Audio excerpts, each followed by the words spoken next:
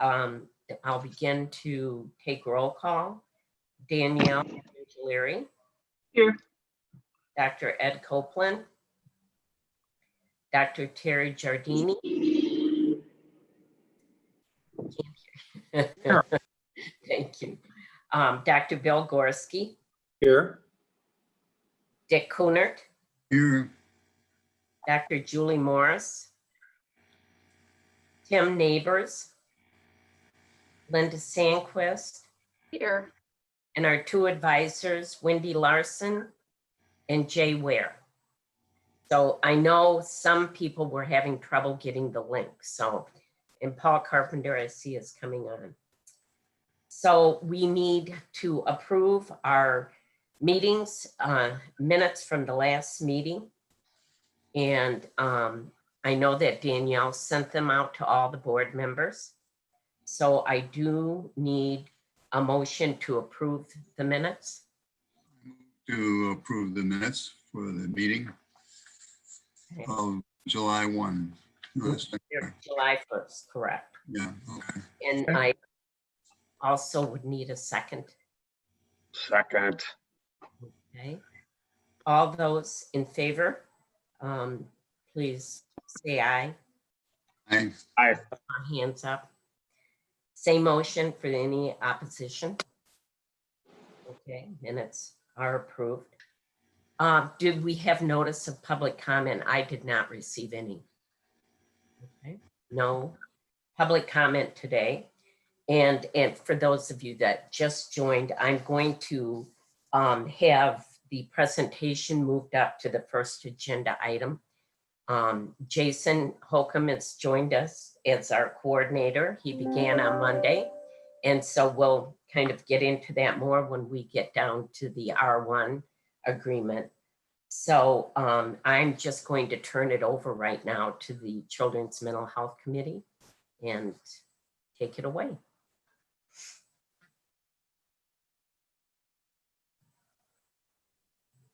Can you all see this okay? Yes. Okay. If whoever's speaking just wants to tell me next slide, because that's going to be the best way for me. Okay, I'll start, Danielle, and then I'll let you know when I want to advance the slides. Okay, thanks a bunch. Okay. Thank you. So, we want to say thank you for the opportunity to present to you this afternoon information on the youth mental health system of care. We're grateful for the opportunity to share our work and the research with you, the Mental Health Board. So today you'll hear from a few of the members of our youth mental health system of care team. So if you can go to the next slide.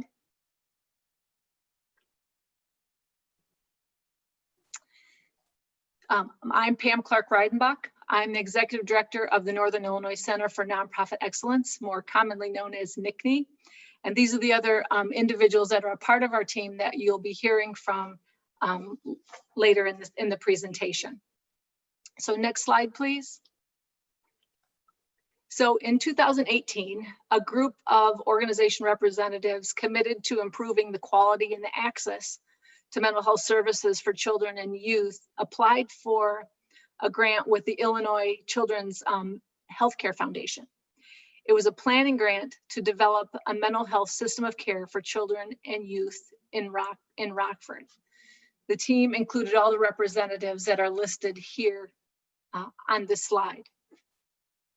Next slide, please. It was a planning grant, so it was focused on creating a plan for a person-centered, research-based system of care for children with mental health disorders based on the significant needs in our particular community. We were one of the finalists, and it was a really highly competitive process, but we weren't selected, interestingly enough, because we weren't far enough along in our planning process compared to other applicants. We thought it was interesting as a planning grant, but we weren't far enough in our planning. But we were not discouraged. The team was absolutely determined to continue to move forward, acknowledging the critical need for a roadmap that would position us to better be able to respond to future funding opportunities, and then to develop what we saw was a desperately needed system of care that ensured quality, comprehensive services and access for all children in our community. Next slide, please. So in the fall of 2018, NICNE offered to apply for a planning grant from the Community Foundation of Northern Illinois on behalf of the collaborative. Our goal was going to be to analyze our current system of mental health care for youth, which included some gaps and some strengths in service provision, so that we could create a new coordinated, integrative, comprehensive system of care addressing the mental health needs of our community's children. We focused on ages 0 to 21 in children and youth in Winnebago and Boone counties. The Community Foundation of Northern Illinois funded our proposal. So the team, which was led by NICNE and the collective impact facilitators, began working together using a collective impact approach to convene diverse stakeholders to transform the current system, ensuring quality, affordable, accessible services for all children. So our presentation today shares the research and the plan that we have developed thus far. We're also going to talk about the next steps that we feel are necessary to continue to move forward with planning and implementation. So I'll turn the presentation then over to Jason, who's going to talk with you about trends in current research and the need. Jason? Okay. So let me just take off my mental health board coordinator hat here and put on my collective impact facilitator hat. That was my role with this group, was being a collective impact facilitator along with Ellen Amer. And as we were facilitating this group and looking at research, some of the trends that were being demonstrated at a population level from public health research are somewhat troubling, showing that there are potentially worsening conditions of children's mental health, including increased incidence in children's mental health and mental illness, particularly since around the 2007 mark. And that's been demonstrated to be somewhat of an interesting milestone because it's right around the explosion of social media. And the end of 2006, or middle to end of 2006 is when Twitter went live, when Facebook went from just being for college students to becoming available to the public. The iPhone was released in 2007 and also was right at the beginning of the Great Recession, which began in 2007. So certainly the research is suggesting an association, not necessarily causation, but finding that that particular moment in time is when some trends seem to change. Worldwide, the World Health Organization has estimated that 10 to 20% of children experience mental disorders. This is consistent with the number that we've heard locally of 1 in 5 that was used throughout the campaign for the sales tax and speaking about adult prevalence of mental illness, and that is consistent with children mental disorders as well.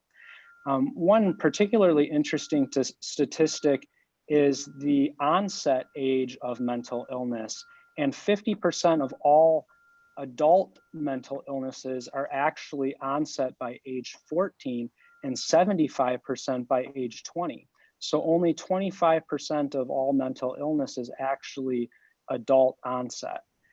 So that, from a research perspective, certainly demonstrates both the high need for children's mental health improvement, but also the high potential for positive return on investment, suggesting that there's a potential for mitigating some of the serious mental illness in adulthood by addressing it in childhood.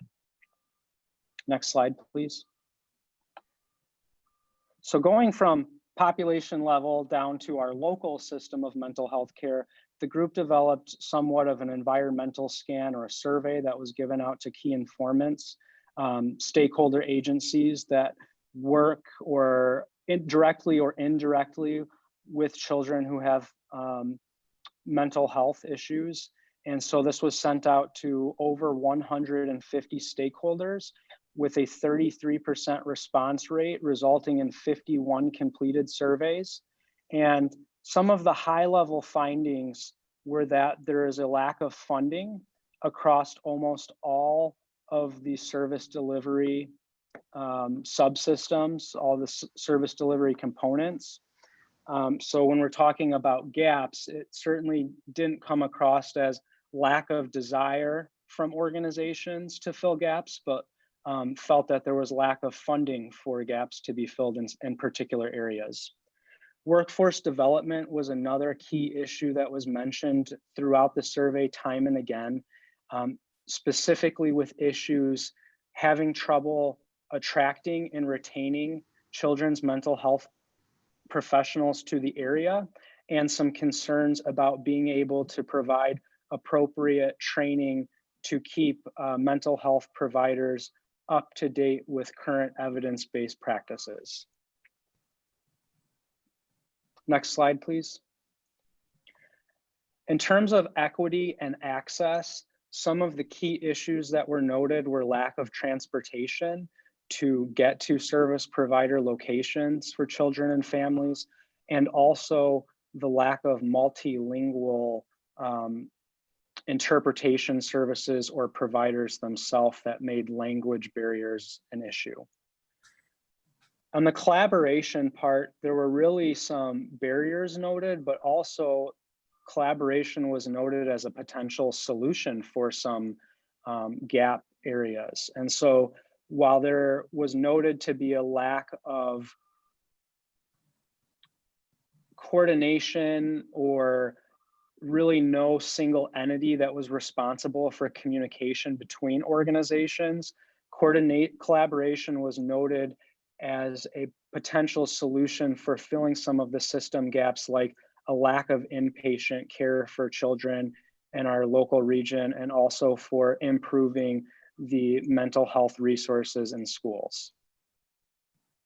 Next slide, please.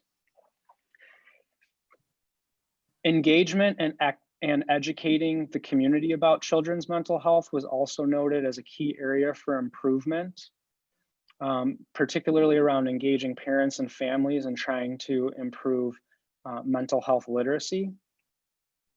And so while these are kind of the highest level findings or an executive summary, so to speak, we also took the survey's findings and tried to align those findings with the subsystem components that are illustrated in the community support system framework. And I believe that Mary Ellen will be talking more about that on the next slide. I will. And Dick, I'm going to take your thunder, but give you all the credit for the CSP model. You and Frank Ware, the community support system model framework was developed in 1977, and it was to be used as a basis for planning and organizing services for the adult mentally ill population. Not far behind was in the early 1990s, a similar framework for children and their families was developed called Wraparound. In both frameworks, there are several keys. First, the child, family, adult are the focus. You can see them in the middle of the wheel. The planning cannot occur without them. They are the center. All areas, and the second key is that all areas of the client's lives must be considered in planning. Mental health treatment alone is not enough. Housing, medical, dental, education, and all the other spokes must be considered, and those concerns must be addressed for successful treatment. So as not to recreate the wheel, and this is Jason's joke, so give him credit, the Youth Mental Health System of Care Committee chose the CSS model as the framework for our work. Next slide, please. We're going to go through each of the areas and just give a little bit of information. The first one is promotion and awareness of mental health. And I know that you can all read and we don't have a lot of time, so I'm gonna do this kind of quickly.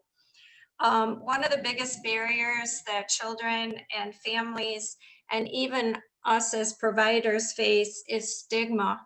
And I wanna give the committee a lot of credit. Many of you worked so hard on getting the tax passed. And I think in doing that, it shows that the stigma about mental health is maybe decreasing. But we still need to work on it, even as providers. People say things to us like, why would you want to work with crazy people, etc. Next slide, please. The inner circle around the individual is case management. And case management includes referrals, assessments, assisting families in developing resources to take responsibility for their own lives. It's important to know that in our community, there's a case management initiative that's working to collaborate and coordinate case managers. One of the biggest barriers listed in the Key Informants Survey was that children, families, and providers themselves don't know about the resources in our community. It's important that we educate them on what's available. I think as a provider, what we see is grants are always changing, money is always changing. It's hard to keep up with what services everyone's providing.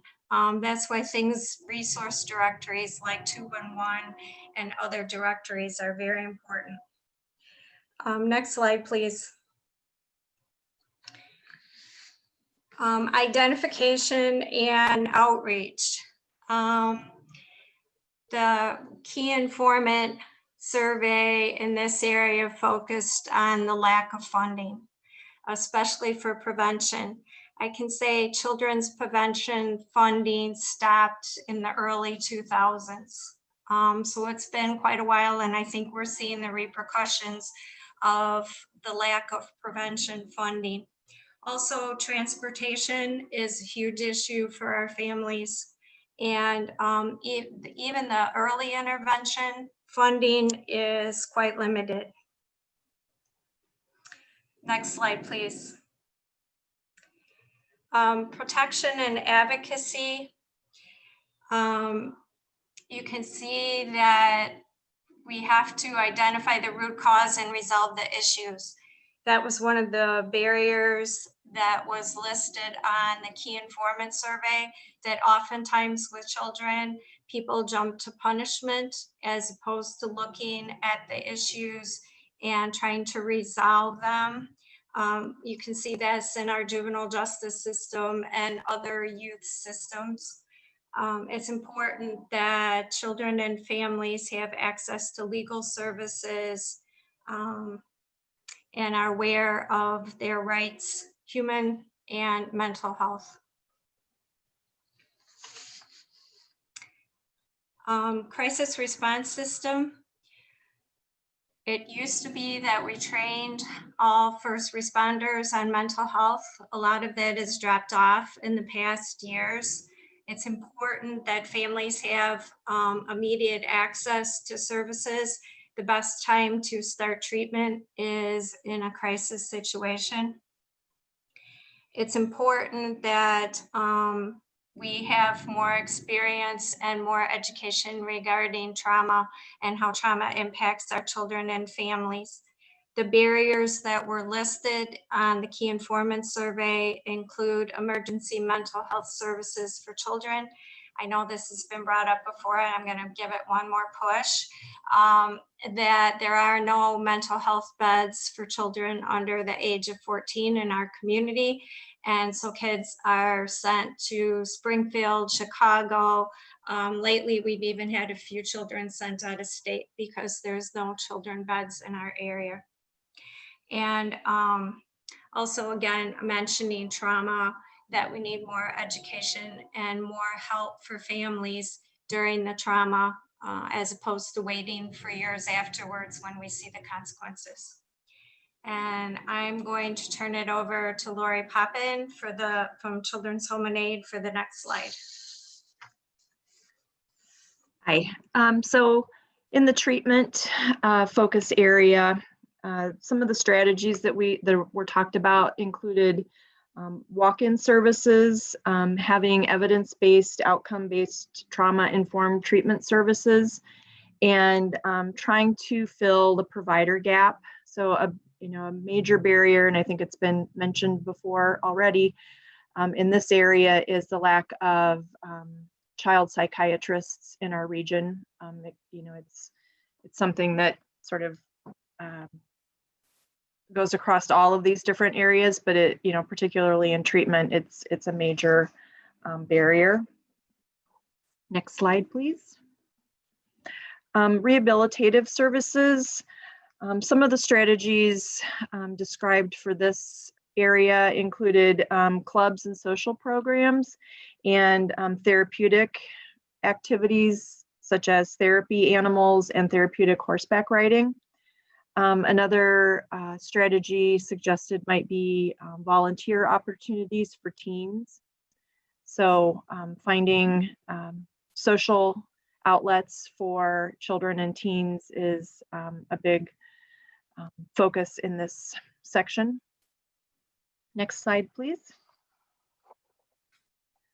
Under health and dental care, some strategies include access to basic hygiene products or hygiene supplies, and then parent and family education. So doing this, both through the school system and through our medical systems in our region. One barrier or one problem that was mentioned in our key informant survey included consistency of providers, that people mentioned that a lot of times they were having to change providers because of insurance or because providers left the area. So that's another barrier that was identified. Next slide, please.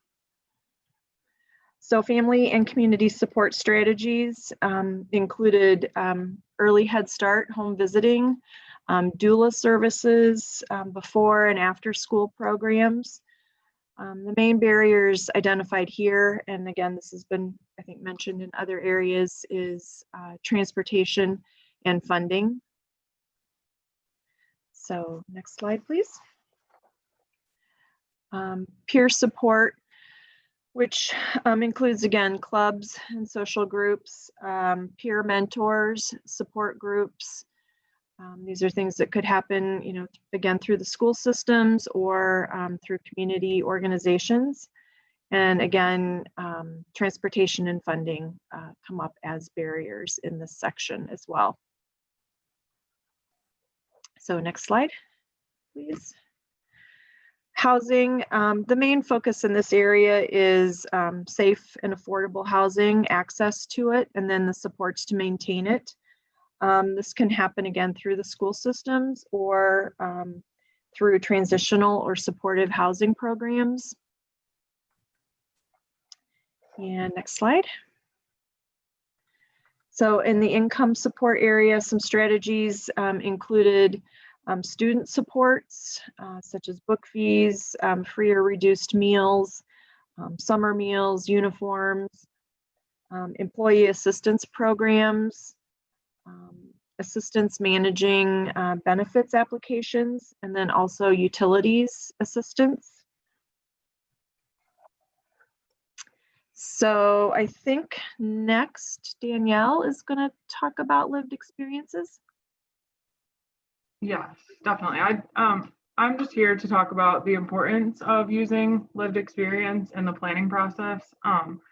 So the experts aren't only the people that have a series of letters after their names.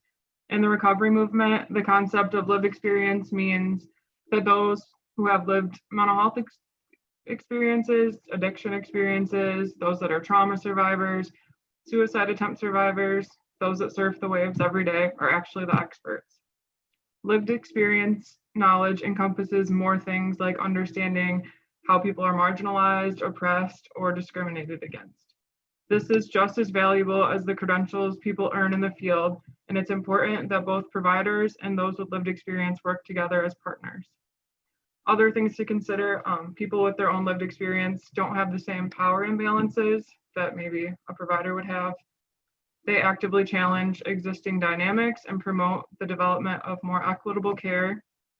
People with personal lived experience can empathize and advocate on behalf of those currently unable to do so. And research indicates peer roles contribute to an improved sense of hope, empowerment, and social inclusion for those accessing services. Lived experience should be included as a guiding force to shape the way services are designed and delivered, to ensure quality control, to make the services relevant and accessible. Working with those with lived experience on developing policy, procedure, etc., fosters trust and credibility. People feel like they have a stake in the process, and it creates a strong community engagement. This is a time commitment, but it's doable. It's all about making the effort. Take NAMI, for example. We're driven by peers. Do you see the picture in the corner? This is Laura. You may recognize her from the campaign to get all the tax referendum started. She was out in public sharing her story. She was a photo. Her son was a photo. On September 16, 2018, mental illness changed her life forever when her son, 14-year-old son, took his life. Do you care if I read you a little bit of their story? That's fine. All right, so Laura says, my son Zachary was always the happy, loving, selfless one. He would never go to bed without saying, I love you. He was always laughing and lifting everyone up when they were down. He was diagnosed with ADHD at the age of 7, but other than being super active, to me, he seemed like a very normal child. There was a history of physical abuse, and our family was estranged from his father, which I believe played a role in Zachary's struggles with depression and feelings of lack of self-worth. In middle school, Zach made a comment to me that he'd be better off dead, also said it to a peer who let the middle school counselor know. I took him to a mental health provider to have an evaluation, and he went to counseling a few times, but they deemed him to be a normal teenager with a little bit of angst. Zach had been in counseling on and off since he was 6. The counselors were never concerned that he would be a threat to himself. 2 years later, after the comment of not wanting to be alive in middle school, Zach again started making these comments to his friends. He made it to 9th grade in high school and started having struggles with his peers, and although there were signs that he was battling depression, I didn't recognize them until it was too late.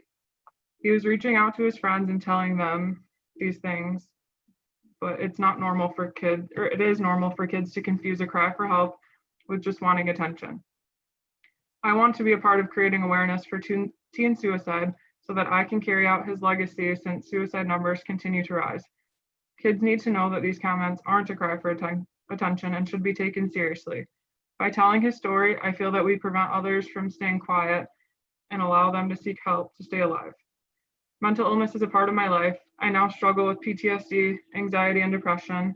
My other 2 children found their brother dead while home alone with him, so they have been severely affected as well. I'm on medication now. I go to counseling twice a week and attend several support groups. What helps me tremendously is talking about it, finding things that bring me peace. Counseling is a definite must for me, and if I miss a few sessions, I feel like I'm back to square one. Taking medicine also helps. Learning the new me and learning that it's okay not to be okay with the support of others on my journey has helped thus far. This is a part of the reason now why she fits so perfectly on our board of directors. She is a support group volunteer for parents, as well as a dedicated volunteer. At NAMI, she's empowered to make change. She has hope, and she is the expert. And that's what I got. Joe, all you. That was excellent. Thank you for sharing that with us. It really was. Yeah, I don't know how I'm supposed to follow that up. So I'm going to kind of continue our talk with what we had found out through our surveys and reaching out. Along with all of those kind of pieces of the wheel that we've discussed, there were a lot of feedback that we got about these cross-cutting themes. And what these are issues and complications that aren't specific to a certain wheel or program, but need to be looked at as it presents as an obstacle for accessing all of those services. So some of the big ones, or the biggest one that we received feedback on, was just the simple lack of transportation to get to these services. And this impacts clients' abilities to access treatment and housing and medical, dental, all of the things that we had just discussed as parts of this wheel. Another big one was just, you know, a lack of training and professional development for the experts in those fields who are attempting to do the work.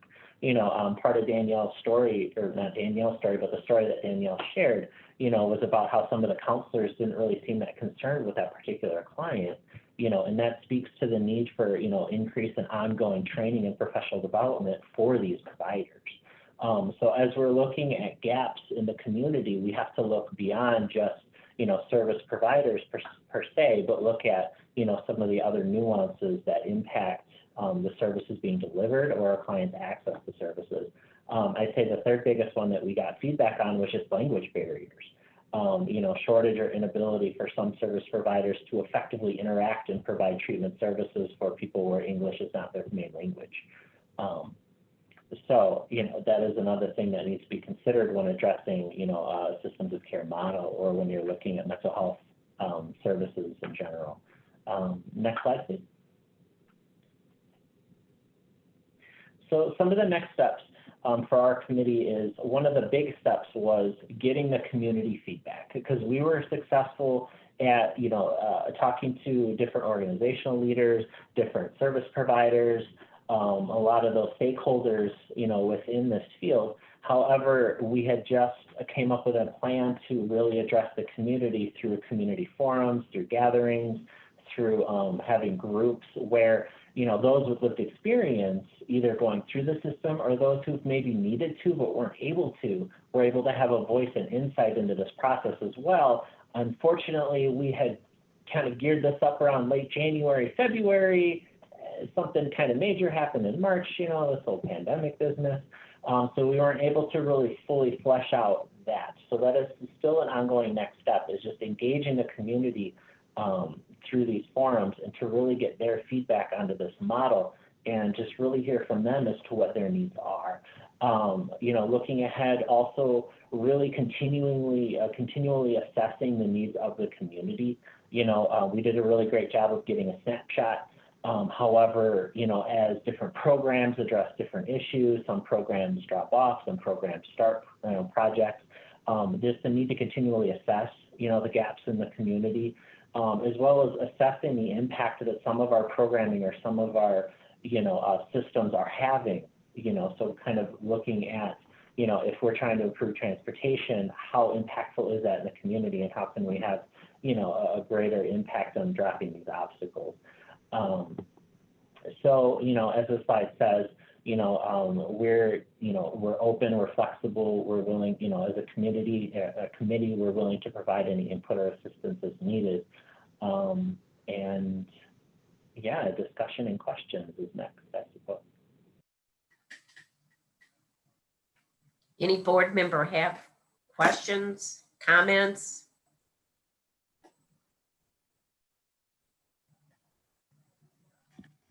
Yeah. Thank you. Number one, yeah, as Terry said, terrific presentation, and great job, folks. And the timing of this couldn't be better in terms of just simply, it's also an education for us as board people as to the power of what the model can do, and what you all can do when you collaborate. So thank you, thank you, thank you.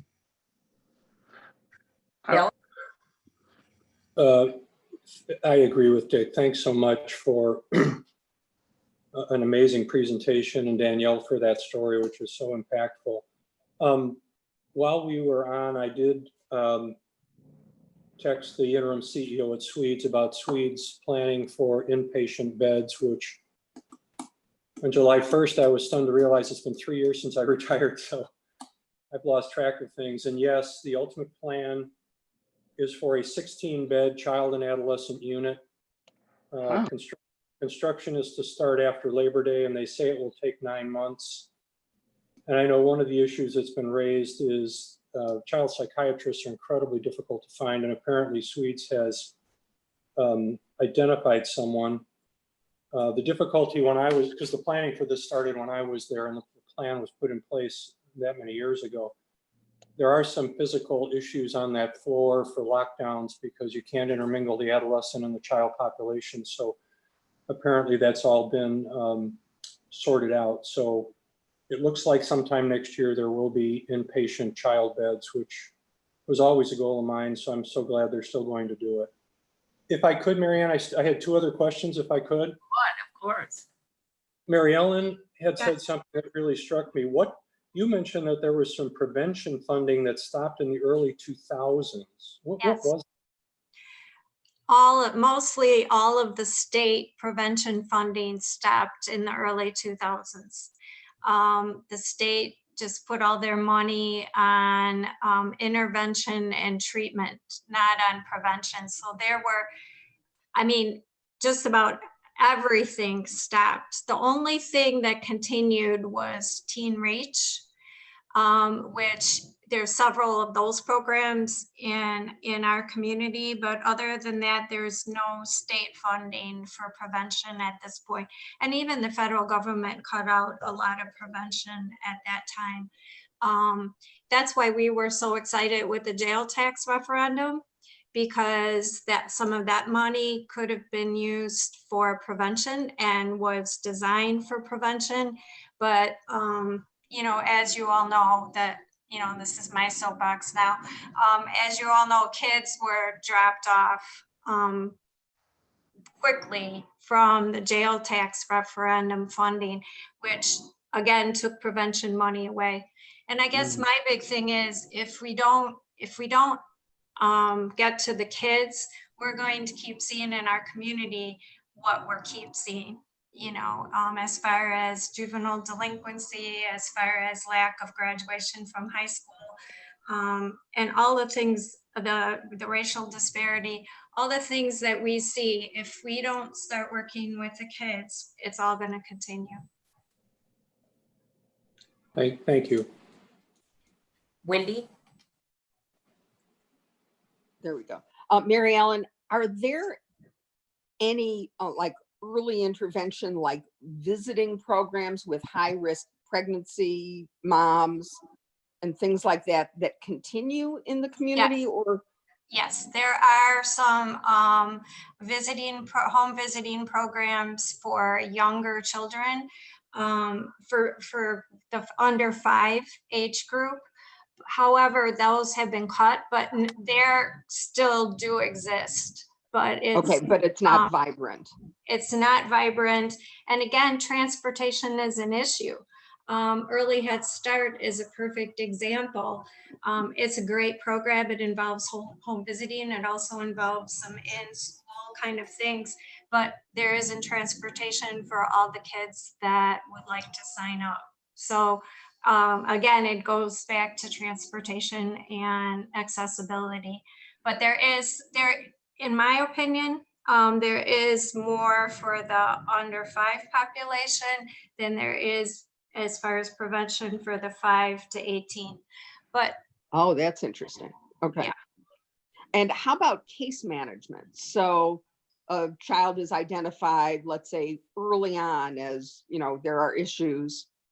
Is there some place that coordinates, you know, all the things that, you know, Dick's model identified as RAP services?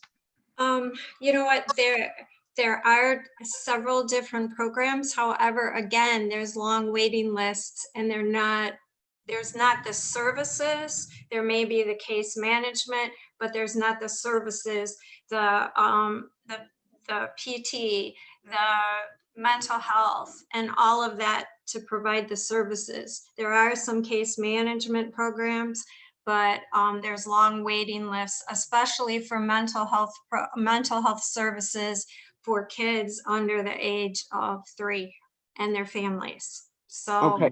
again, it goes back to there's some, but not enough in accessibility. Okay. All right. Thank you. And really, you know, with insurance, if people have insurance, it's very limited for younger children. Insurance does not do a lot for younger children. Okay. Gary, you have your hand up.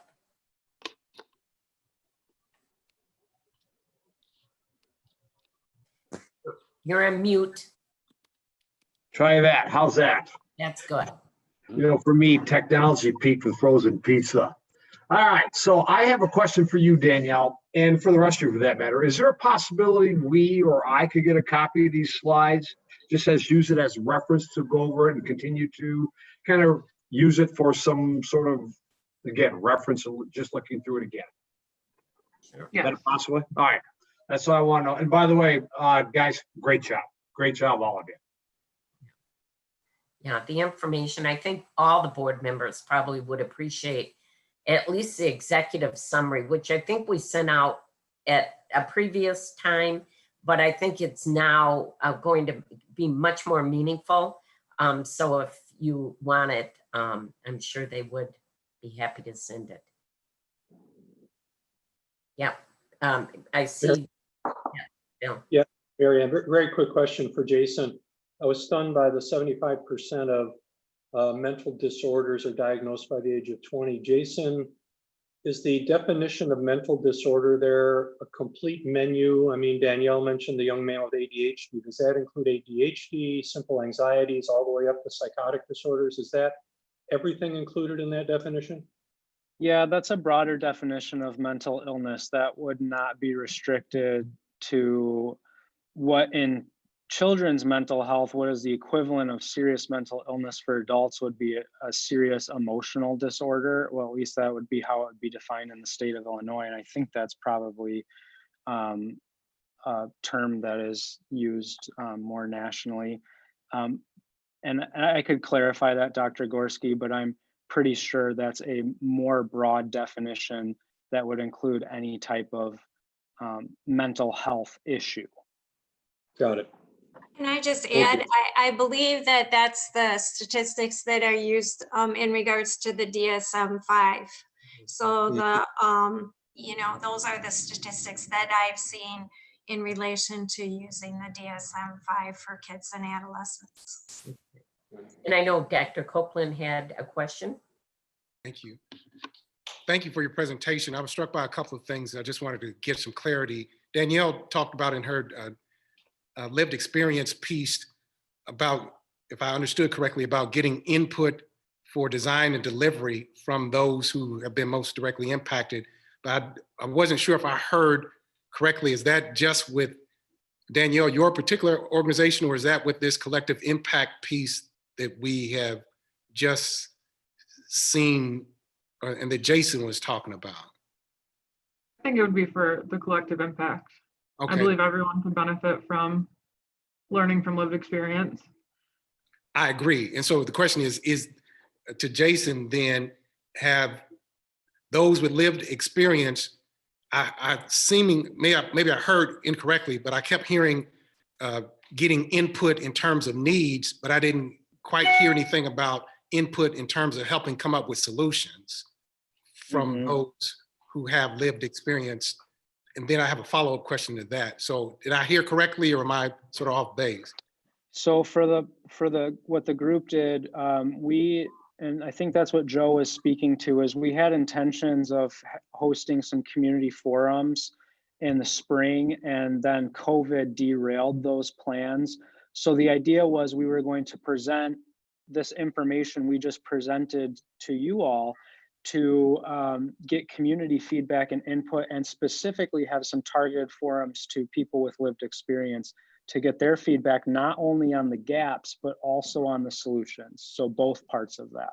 Okay. What we were able to incorporate was a 2016 survey from the Winnebago County Health Department that I believe was commissioned by the Mental Health Advisory Committee that did survey residents for their perceptions of gaps, but did not for solutions. Okay, so then if I may, my last follow-up question, thank you for that clarity, because transportation kept coming up as a barrier. And it seems to me, based upon what you said about collective impact and what I know about collective impact, since it's not designed to make incremental changes, but actually transform systems, it would seem to me that some of the unusual, I call them unusual suspects, need to be at the table on the front end and not given the information a little bit later to sort of give input on, but to actually help to drive the conversation, because as relates to equity and access, one of the things that I'm concerned about is all of our models are designed for people to go somewhere instead of the services to come to them. And since trauma, as well as, if I can say it this way, trauma, it could be, is my impression, I could be wrong about this, but it's my impression that trauma is not equally distributed around the community. There's certain areas of trauma. I mean, obviously, domestic violence and all that kind of stuff is not neighborhood specific or anything like that. But gun violence, let me use that as an example. The trauma from gun violence is not equally distributed among the community. And so those who need those services, instead of having to go somewhere, why can't the services come to where they are and use existing buildings, whether it be libraries, community centers, churches, or whatever, that don't have any overhead, and make them a base? That's an example, I guess, of what I'm looking for in terms of transformative, as opposed to, okay, well, let's see if we can get the bus route to go to Rosecrans. And I'm wondering.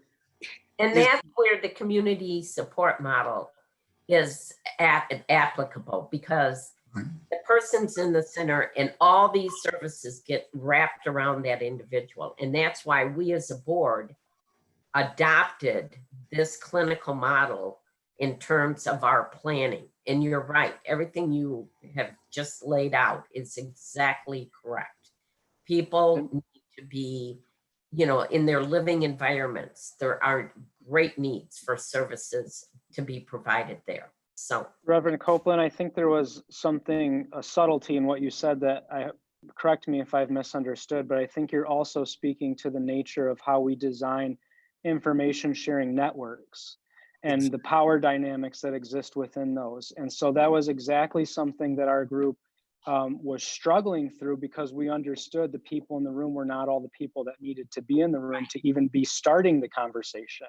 Right. And so as we were struggling through that, we were also trying to make sure that we were inviting people into something that we first knew what we were even inviting them into. So I think what we were trying to get to was an iterative process where our network was open and expanded, and there were seats at the table for people with lived experience, but that we also created an environment that felt welcoming and that we all were aligned and knew what we were doing to create a positive experience. You hit it right on the head. You've addressed my concern exactly right there. And in addition, if I may, not just the lived experience people, but the whole point of collective impact is it has to be multidisciplinary. The unusual suspects, that is to say, people who aren't healthcare professionals or have lived experience, but who just understand systems or just understand how stuff works, whether it be bankers or pastors or whoever, who can sort of give a different perspective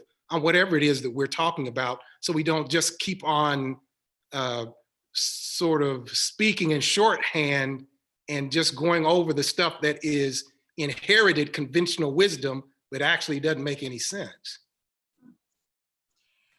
Okay, I think okay, just another couple of comments, because our agenda is pretty long after this. So Mary Ellen, did you want to? I just wanted to say to Reverend Copeland too, I can speak from experience at YSN of us going into the community about the transportation issue. Isn't just about families getting to us. It's also about grants and funding that doesn't pay for our staff to go out. So if when our staff go to homes, they will pay for mileage to help pay for the staff. A perfect example is the state of Illinois. In our truancy program, we used to be able to pick up kids and take them to school if parents, for different reasons, or bring them home if there were issues at school. The state of Illinois passed the law saying that unless you're a licensed bus driver, you cannot drive kids to school or pick them up from school.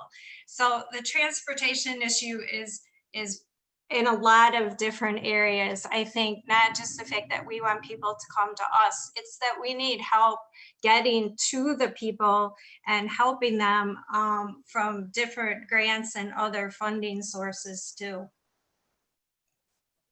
Well, Pam, do you want to Just real quick, I don't want our conversation to end without asking the question of the mental health board, how might we collaborate with you? How might we work hand in hand with you? What role do you see us playing in supporting the work that you have ahead of you?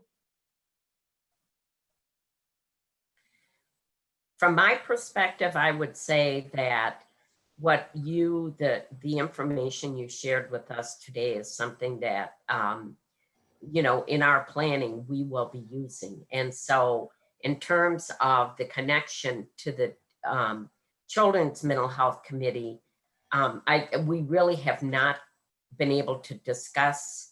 I think it's something that maybe we're not prepared exactly today to give you a response because we haven't had the opportunity to discuss exactly what we learned today. And we learned so much more about this committee. So I think that's something we would be better prepared to tell you in the future, if that's acceptable. Dick, do you have your hand up? Oh, you gave us a beautiful example today of how we can make the system work. And I agree that right now, in the immediate future, where there isn't much that you can do with us, but our system, at least in my dream and what we have been talking about, you just laid out a microcosm of where the potential of this board can go. The exquisite part for us is going to be the RFPs, because it's through the RFPs that we can set up the things like Ed that you talked about, of doing creative and doing in crafting the system to do the best possible job with each group of people that we're attempting to serve, and to go to the places where we ought to be. But we are going to have to deal with the issues like Mary Ellen brought up of when Governor Blagojevich took the system took out all the state money and made it a Medicare, Medicaid kind of environment. That's the sort of thing that you didn't get paid for driving to see the person. We used to have a lot of in-home places. We used to have case workers who met with people in restaurants downtown, and all in a variety of different settings in order to try to maximize the relationships to help people. At least I believe that we can go back to that sort of thing. That's what local funding, and that's what having flexible money would allow for agencies to do, and make their services creative and truly client-centered. That's what the dream would be. So the conversation has just begun. So Yeah.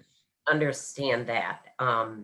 We certainly will be collaborating in many ways. So what I'd like to do is have a follow-up to this at some point, that we can have, ongoing conversations.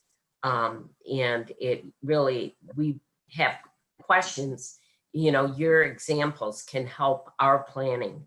We're just about to launch our environmental scan. So, we will be gathering this data and analyzing and determining, through 169 stakeholders, what they view are gaps in services. And hopefully, we're going to hear from people living with mental illness and substance abuse disorders. So they'll be a part of this as well to give us feedback. So we're just really beginning. Jason, as you know, began on Monday. So he is helping us with our priority administrative task.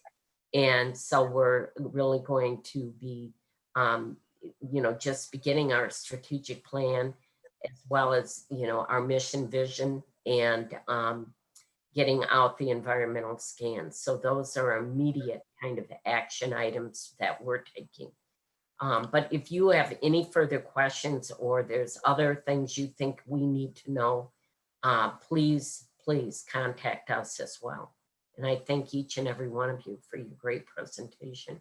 Now, And I hope you continue on the path that you're already on, because that will help us do our job down the road. So don't stop, please. yeah, we need. I can guarantee you this is a very committed group ready to continue to move forward. So Now, thank you for the opportunity. well, thank you very, very much. Okay. All right, with that, I'm going to be moving on to the agenda. The next item on our agenda is a budget update. And as you know, we were able to present a preliminary draft request budget to the Winnebago County Finance Committee. Dr. Copeland and Dick Kunert were able to do that. I was not able to be a part of that, but maybe Ed, you want to speak to this? Do you have any comments about that at this point in time? Dick, you can chime in, other than the fact that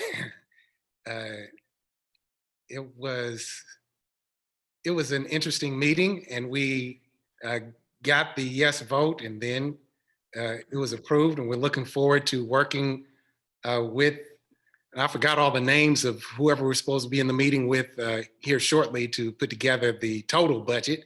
But we're looking forward to it. They've been very, those individuals, and the staff have been very cooperative, very helpful.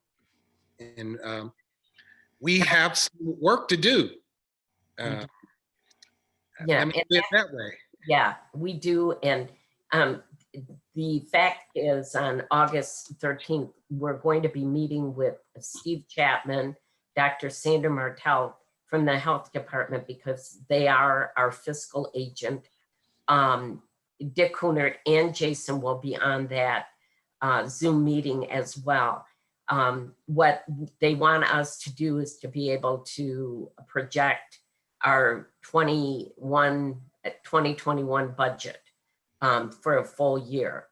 I did talk with Steve Chapman today just to understand exactly how we're going to access the approved $45,000, and that they will be doing a budget amendment, which actually we're in the budget as the mental health board and the sales tax revenue.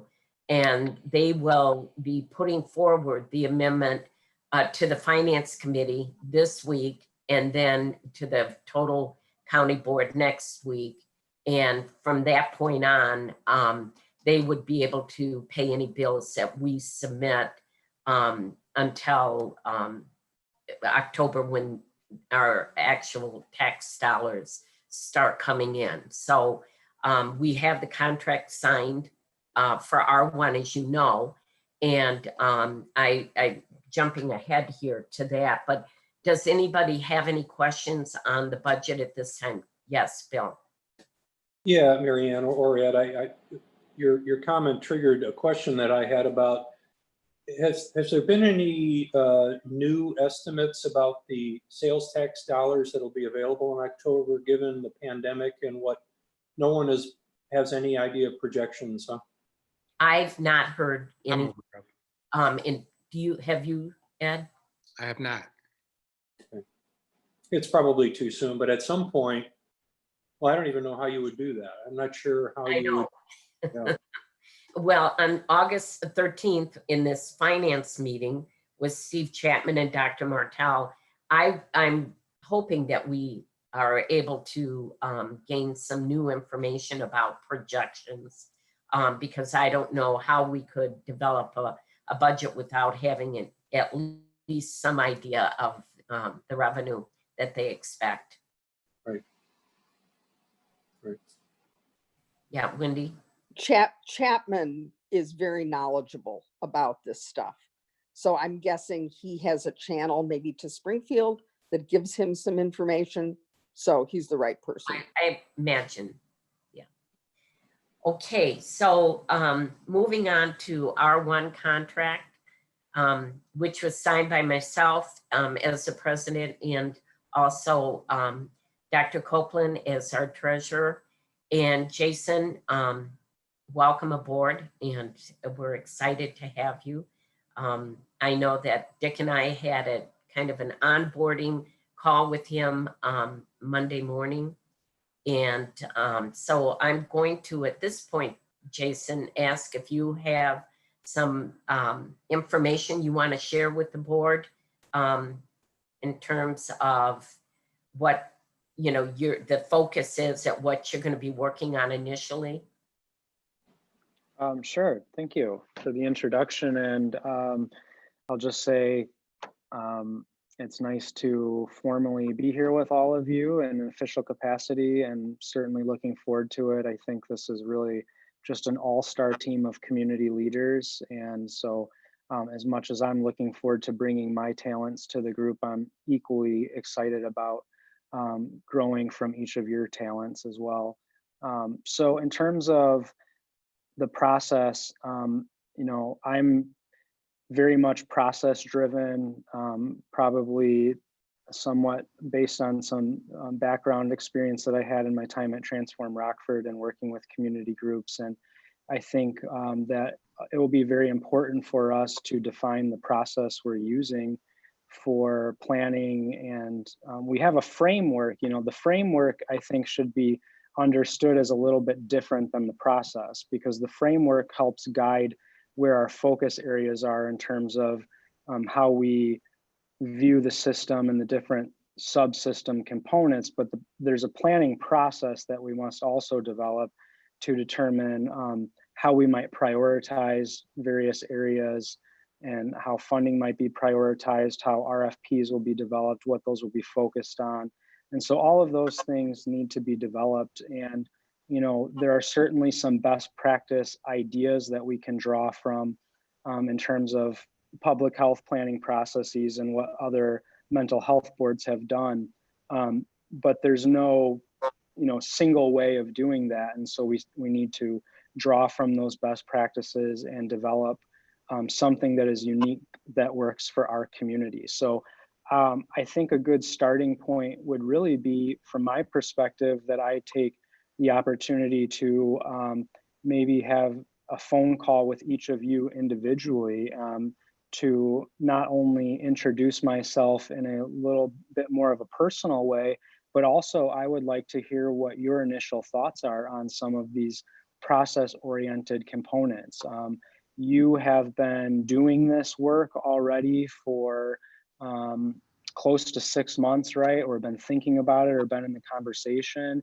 And so I'm sure you already have some wheels that are spinning a little bit. And if I can start to understand where each of you are at and what you're looking at and thinking about, I think we can start to synthesize some of those things into a process that we collectively agree upon and can all commit to, so that we can, at the end, when we achieve an outcome, understand what our methodology and process was that led us there. Thank you, Jason. And in our conversation on Monday between Dick and myself and Jason, I suggested that, and I'm sure that many of you could appreciate, you would never want to have 11 bosses or 9 bosses. So I think what we want to do is do the model that I have seen and worked under is actually Danielle's position with NAMI. She's our only paid employee, and you know, we have a large board, and it's very critical to have a process in the beginning as to how, and you know, the kind of the direction given to Jason. It is going to be board, it's all of us collectively, but I do not think that we should all be arranging meetings for him individually. You know, that really is counterproductive, because I think our group, our board needs to decide, you know, our action steps. So I'm suggesting that actually, rather than you contacting Jason directly about a meeting or whatever, that you let me know, and I can be a kind of the person that lets Jason know exactly what is, that we really want him to focus on. And again, it's not me giving him my direction, it's giving the board's direction. I think it's just much more consistent if we have one person directing his workflow. And I guess that's what I want to convey today, unless there's strong objection to that. But I do think it's really important that we don't all have our own task. And it's very important you develop a relationship with Jason. I'm so, I think his idea of calling and getting input and all of that is just so critical. But I'm hoping that we as a board can, make our decisions together. And it brings up another point. I know some of you have had meetings, and I'm getting calls from people wanting, in letters and emails, kind of giving ideas as to how the mental health board should direct the funding as it comes in. It's getting close to that time. And I have grave concerns that we don't have these side conversations, because it's really important. It's so political, it's going to get more and more political as the timing comes up. So if we're really data driven and we can get our scan out, we can collect the kind of data that we need and then make our decisions based on our data, I think we can remove a lot of the politicking. So I would suggest, you talk to whoever you want to talk to, but really and truly, it's really getting at that kind of critical time as to people trying to persuade an individual or individuals as to how we should spend and, designate funding. So our RFPs, we're going to have more than ample applications. I can promise you that. So just based on the information that I'm getting, myself as the president of the board. So I'd love to hear your input on that. If you have different thoughts on it, we should really discuss it. Dick, or I'm sorry, Bill. I couldn't agree with you more, Marianne. I do like the idea of Jason reaching out to us, but what I took from that is not that we individually would be directing him, but I think he wants to know where each of us are at right now and what parts of process we might see moving forward, and maybe the pace of that and the sequencing. I would see you, and then in your absence or ability to do so, Dick, would be the people who would then take that information. Maybe at the end of that time, Jason would download to you what he's learned by individual discussions with the board. And that would be something that you would then put into the way that you process how the board is functioning. So, yes. But I couldn't agree more that we can't get into certainly directing him individually. That wouldn't be fair to anybody, including and mostly him. Okay. Any other comments on this or concerns? Okay, that's great. And then the next item on the agenda is the ordinance. And Dick, did you want to speak about that?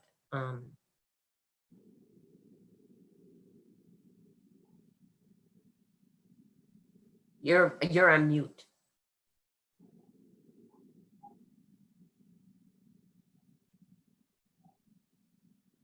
For sure. Oh, you're back on mute. Okay. So folks, the ordinance, as we have talked about before, fixes a predicament that sort of is our reality at the present time. And that is the existence of the mental health board is kind of like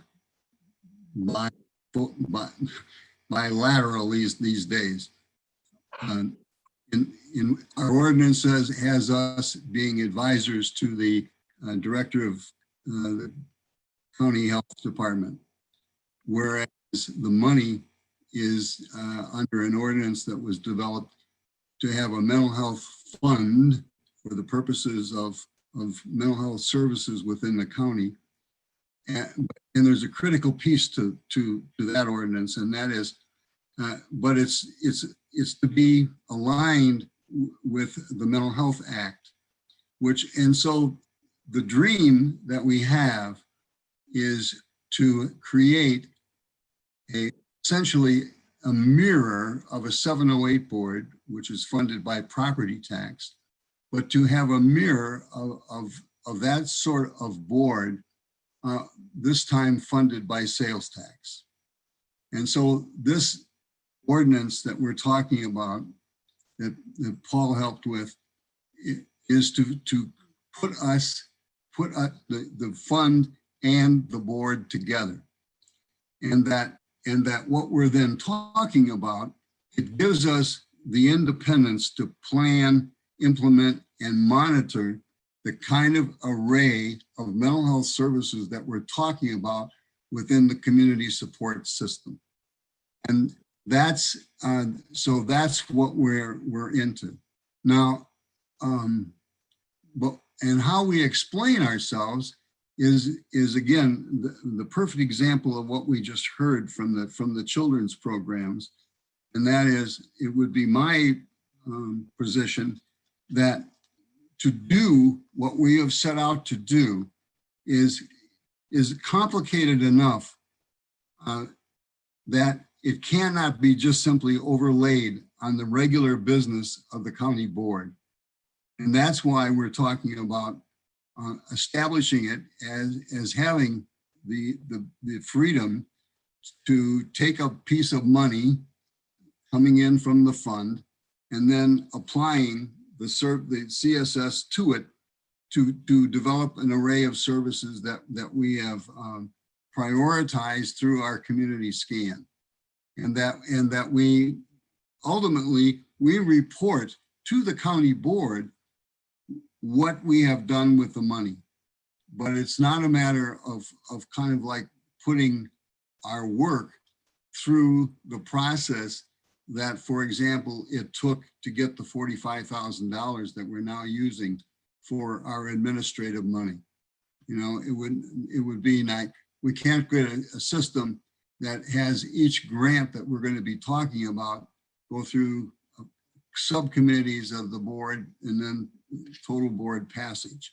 And so that's what's important about this ordinance that we're talking about. We're talking about an admittedly fragile structure that gives us the opportunity and the power to go ahead and do the kind of planning, implementation, and monitoring that we see as being possible to do with the tools that we have right now. So that's what this is about. But that's what, I mean, at the same time, you know, last week, you know, I listened to, for example, the Republican caucus, and there are county board members who see themselves as their job as having something to say about every single public dollar that is there within the county budget. So essentially, it comes down to a trust issue of kind of like, can they be willing to trust our conceptual model enough and our mental health board enough to go ahead and produce what it is that we have the capacity to produce. That to me is like the issue that we have to discuss with them. So, and I'm not sure what the timing of that should be. Okay, and maybe Paul, you can be helpful with this. But that's what we're into. That's the change we're asking for. You know, and it's going to come down to some interesting discussions, I'm sure.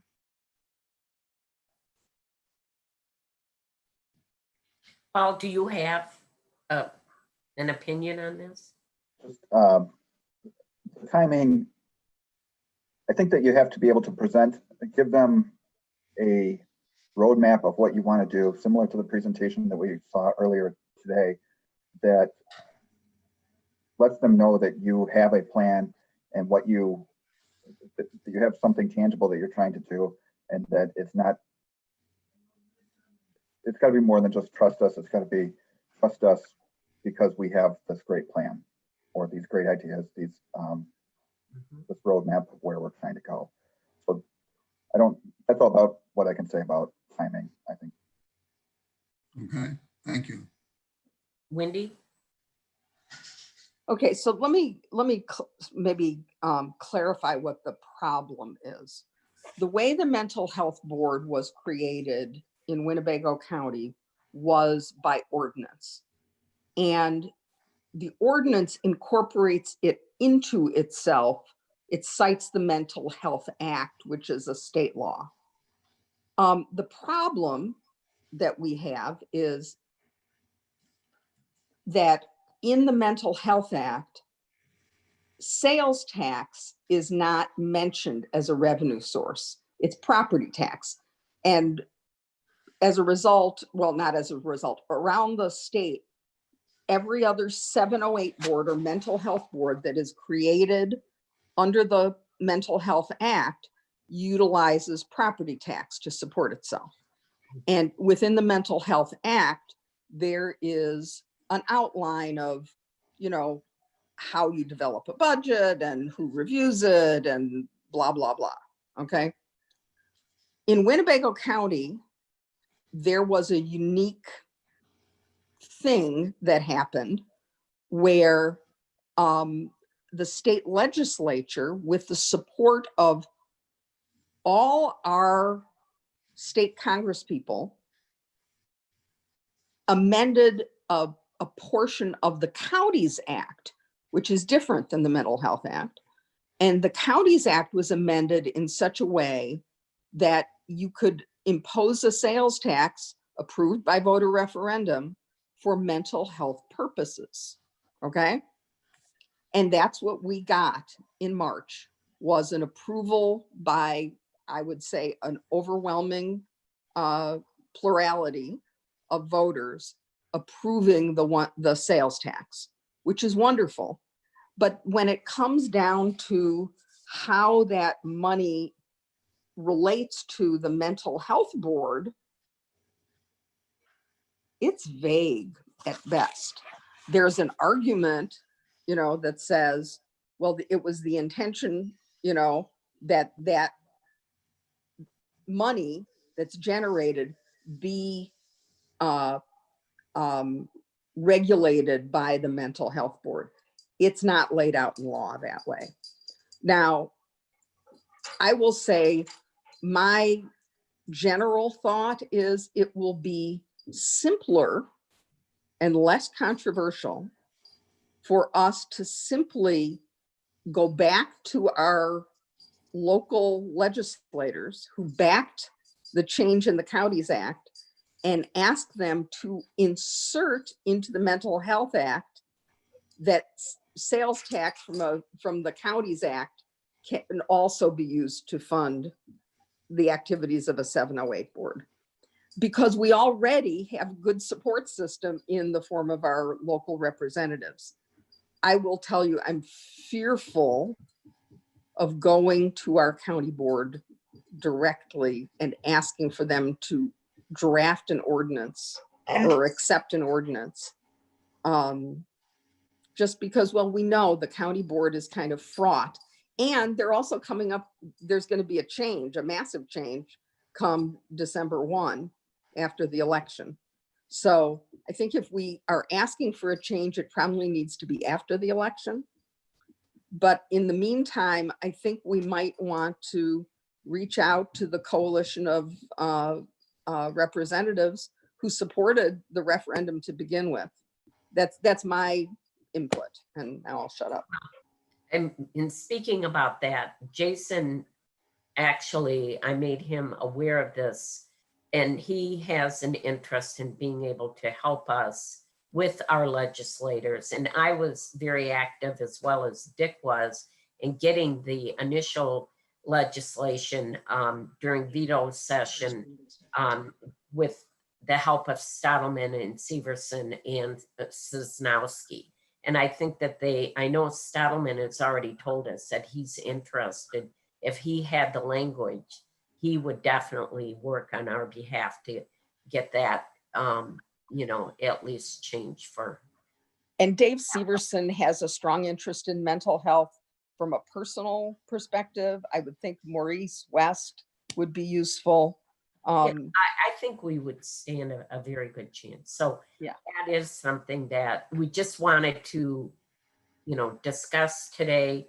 And I think, this idea of having the plan, if we were to approach the county board and doing it after the election, is definitely, it sounds very reasonable and logical to me, to wait until that point in time to do this. So, and a lot is going to be taking place.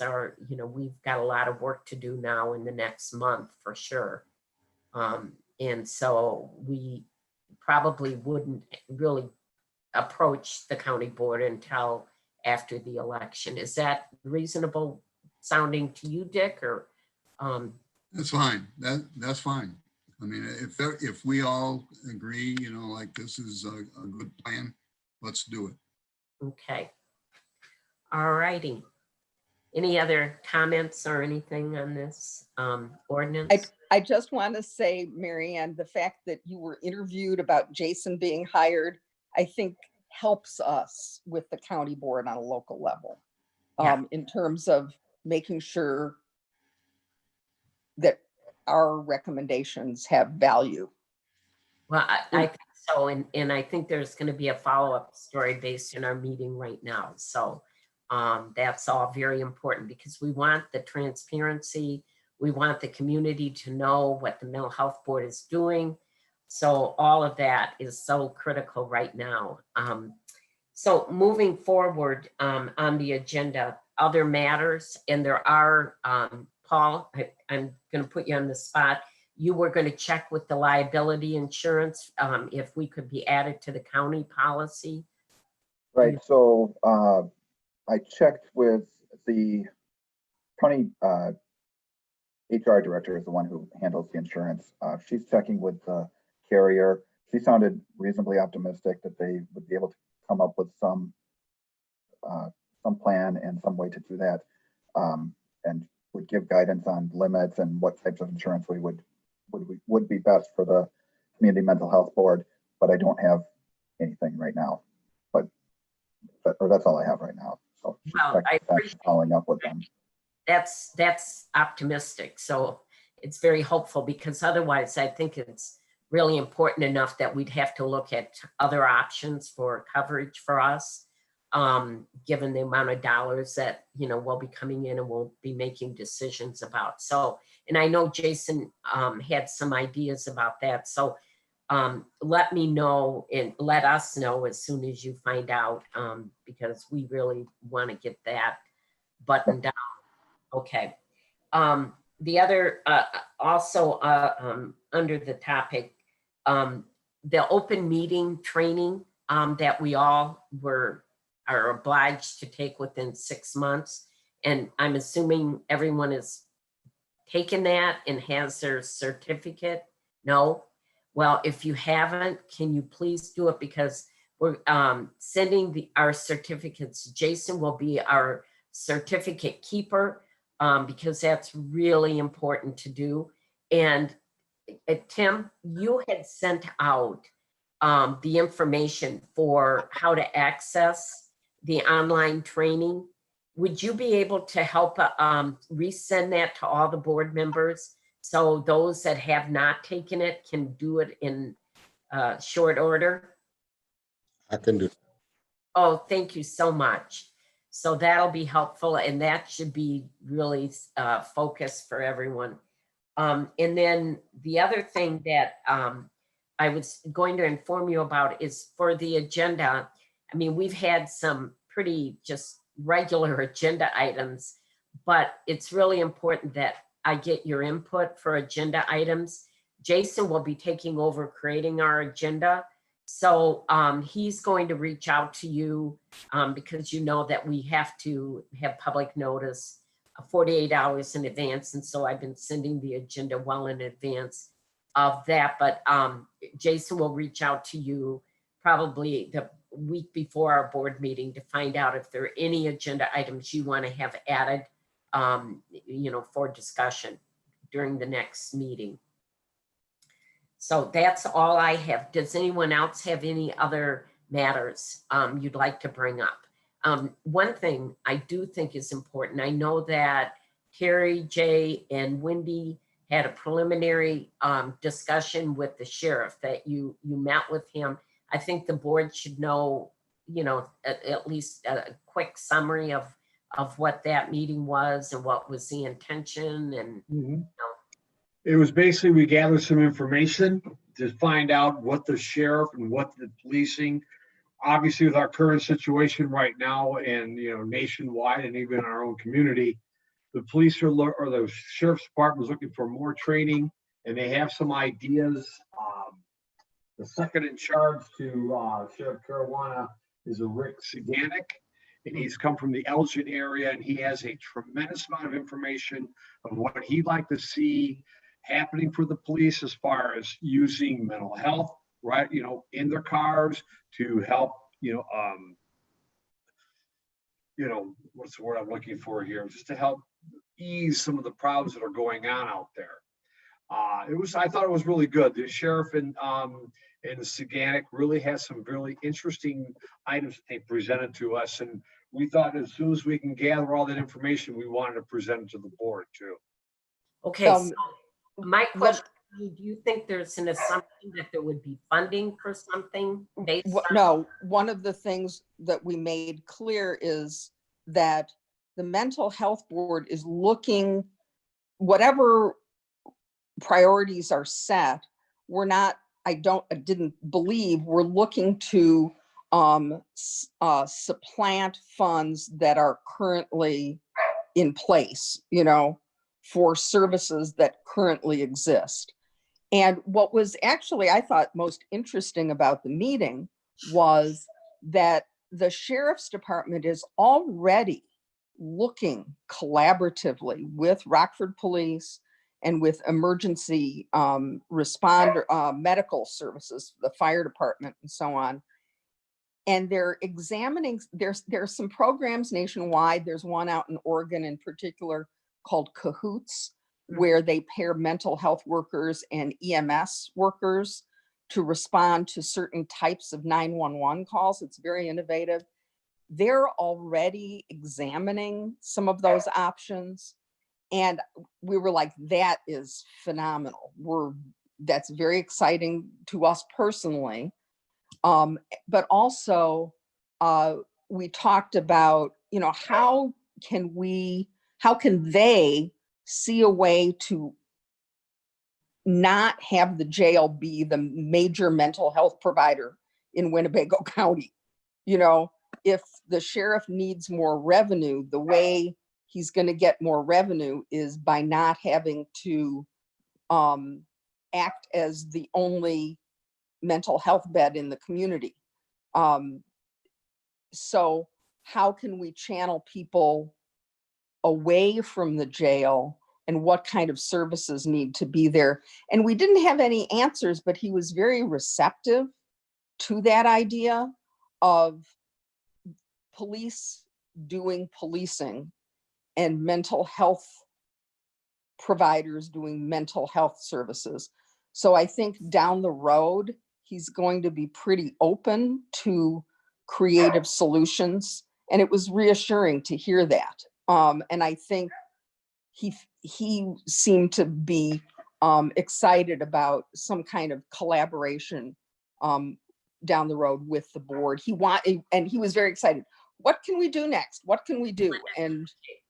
And I think we've slowed that roll now, but he's very excited about working constructively I kind of think almost in the model that NICNI has developed with children's services. That's what occurred to me when they were presenting. It's like, maybe that's a channel they need to explore in developing a program.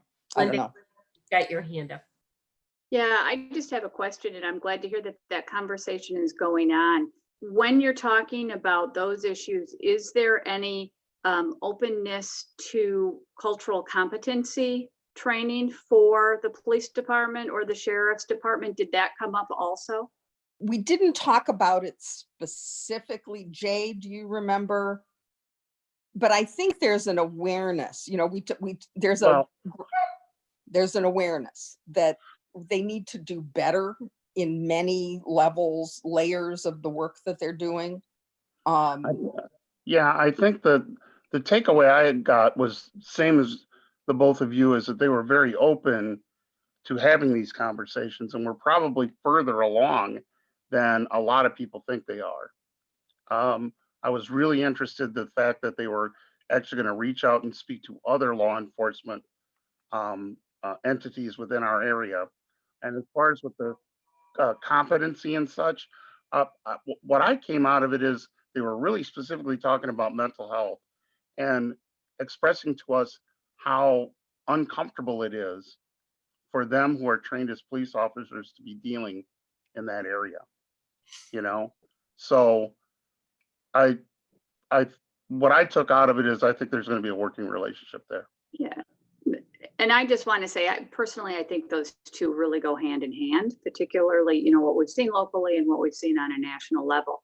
And I know that Dr. Morris has done a lot of work in the Harlem School District, and can certainly be a reference for some of the programming that she's brought in, both on cultural competency, racism, and also trauma-informed practices. You know, and to me, if we look at the mental health umbrella, perhaps all of that could fit under there.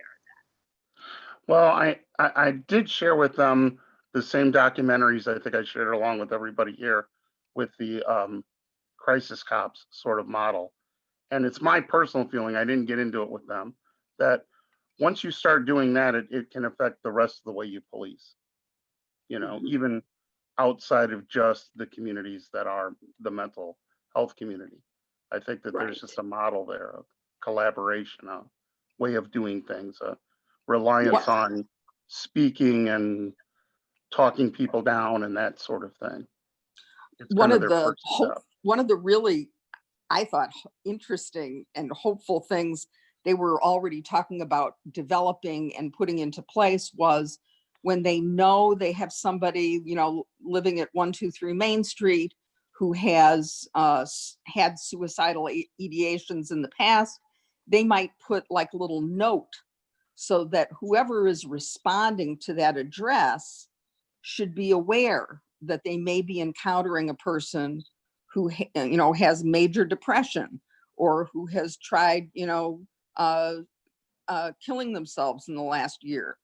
You know, people who are schizophrenic, you know, if they're off their medication, don't say zebras to them or whatever it is that, you know, is a trigger for them. But so that officers who maybe don't have the best training have more information. We were like, that's phenomenal. That's fantastic. Right.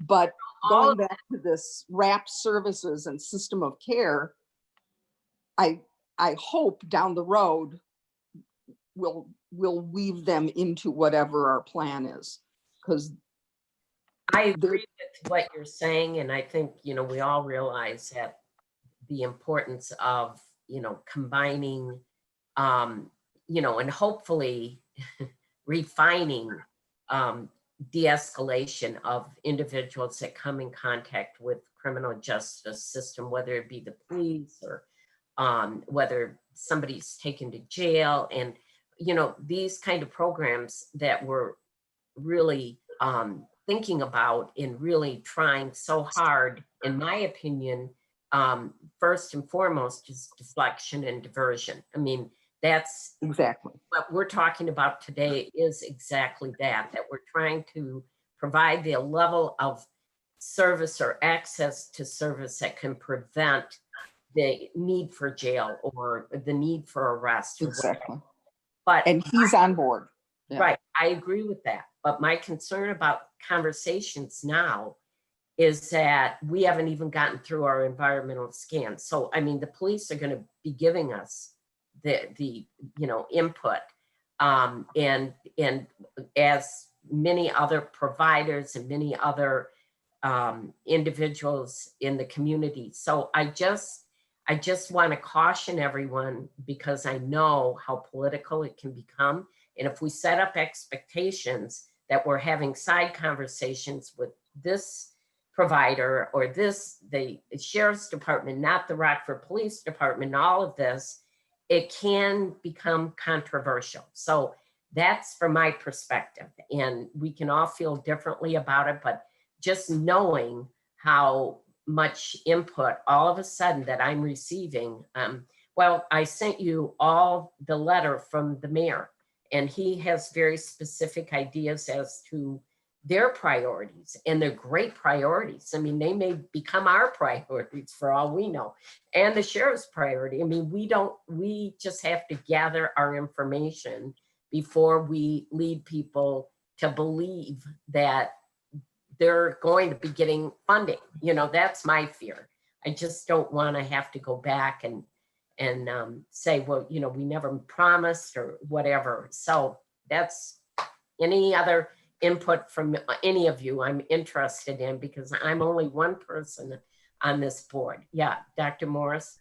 I completely agree that we have to be really careful. We put our structure in place, we put the information out, and we have to be as objective as we can. And when we're having side conversations about, yeah, this would be a great thing, I think we should do it, whether or not we are, but we need to be very careful of that, because we are, as you stated earlier, we have to act as a board, not as individuals on a board.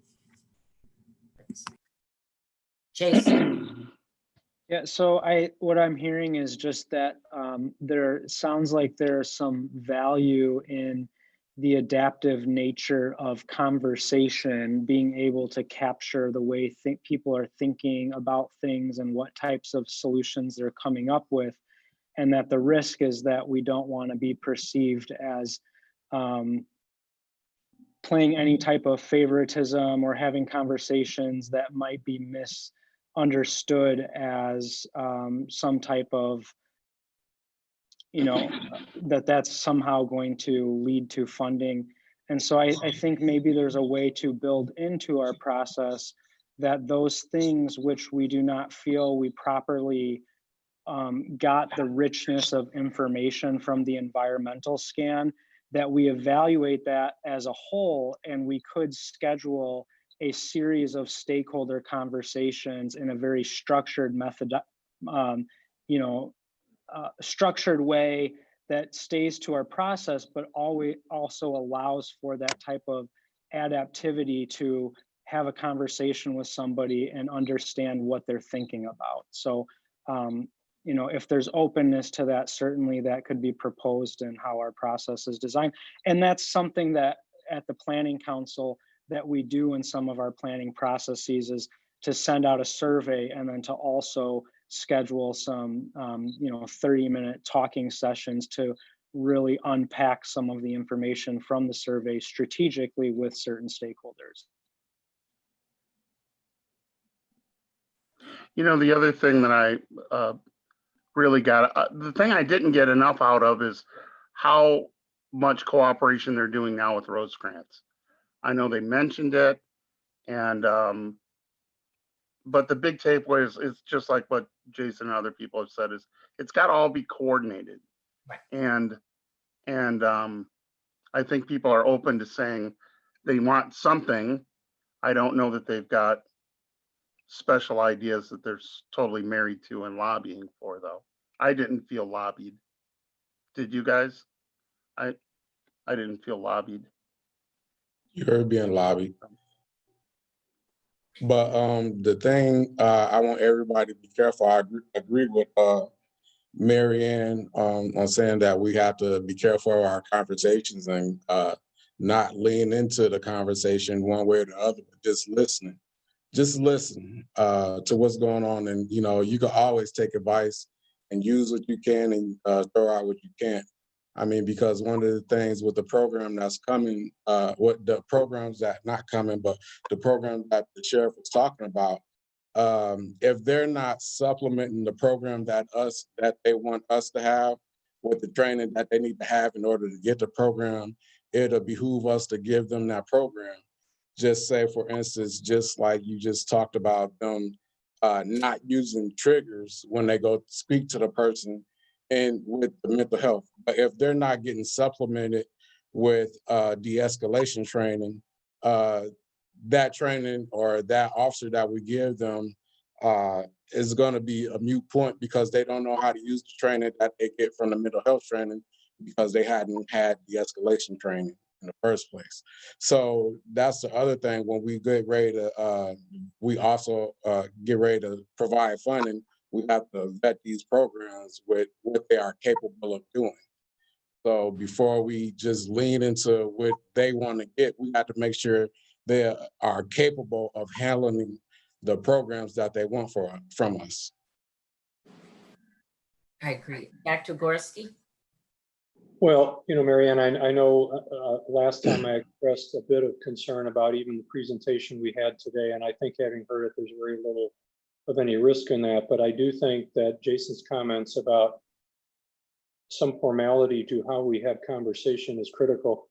I think the human nature of things is that even to have listened sends a perception of some tacit approval or some tacit suggestion that we have listened, and someone takes away from that, oh, it was received very well. That must mean that there is a ... segue to a potential door opening to funding. So I think we have to be extraordinarily careful. And yeah, and I guess my biggest concern came because there was supposed to be a follow-up meeting, and that was where, you know, I had a lot of concern about that because, you know, the initial conversation, I get it, but then to go back and why do they want a follow-up meeting? What do they think they're gaining from this? So I just, a red flag went up for me, and that's why I wanted to address it today. Okay. Well, I want to make it clear that when we sat down, we made it clear we were not representing the mental health board, that we had an interest in these particular kinds of programs personally. And he wanted to know, the sheriff wanted to know, he's anxious to like engage. What's the next step? So we were like, well, you know, I suppose at some point reaching out to the mental health board and seeing, you know, how to, you know, put something together. It was just a suggestion. And I think we've pulled back from that. But, you know, each of us don't stop doing the things that we're interested in. Oh, obviously, but you know, given that you're two advisors and Terry is a board member at the meeting, that perception, you know, to me, that's pretty heavy weighted perception. So Dr. Morris, you had a comment. Yeah, I was going to say when you're in that situation and you've got a group of people from the board and you're saying that it's a personal interest, you are now representing the board because you've got 3 people from the board who are engaging in this conversation. So to say that it's a personal interest, well, it's a personal interest of all of ours, but it's so important to make sure that those things don't happen. And that's concerning because now they're thinking they want to come back and see what they can do. Yeah. And then if in fact we give them money, which it's very possibly we will, then what did we do on the side to get that to them? And then that starts to diminish our credibility as a board. Linda? Yeah, I just want to say, as a funder who runs into this all the time, I always preface and end my conversations with, I cannot guarantee that you will be receiving any funding. And I think that that's something that we can make sure that we're saying also. If anyone ever corners us, is, you know, it's a board decision. I don't have the final word, and I can certainly have a conversation with you, but nothing I say guarantees that you will be funded. Yeah, and I think we're all going to be approached. It's just a natural phenomenon. So, okay. Any other comments or concerns? Other matters? If not, then I will ask for a motion to adjourn. Linda, second. Dr. Morris, she said. All those in favor, please say aye. Okay.